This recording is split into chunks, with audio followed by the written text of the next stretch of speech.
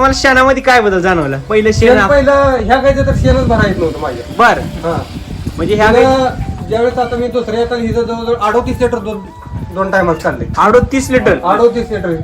मला ती लहानपण कीर्ती महाराज अशी काही आहे. बर बर बर. मला सांगा तिची एवढं दूध देत असताना अशी तब्येत पहिली राहायची का? नाही, चमक नसायची. बर.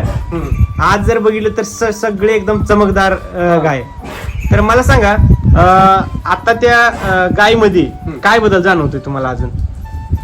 गाय म्हणजे ज्यावेळेस मिल्क चार्जर रवत करण्याची त्यांची पचनशक्ती वाढली. हा. शेण जी पातळ होतं ती शेण घट यायला लागलं. शेण घट म्हणजे देशी गायच्या शेणासारखं शेण यायला लागलं. ओके. तर मला सांगा तुम्ही पहिलं दूध खायचं हो दर्शनचं? नाही, वास यायचा. हा. आता त्या दुधावर साय अशी भाकरी सायवणी साई येते.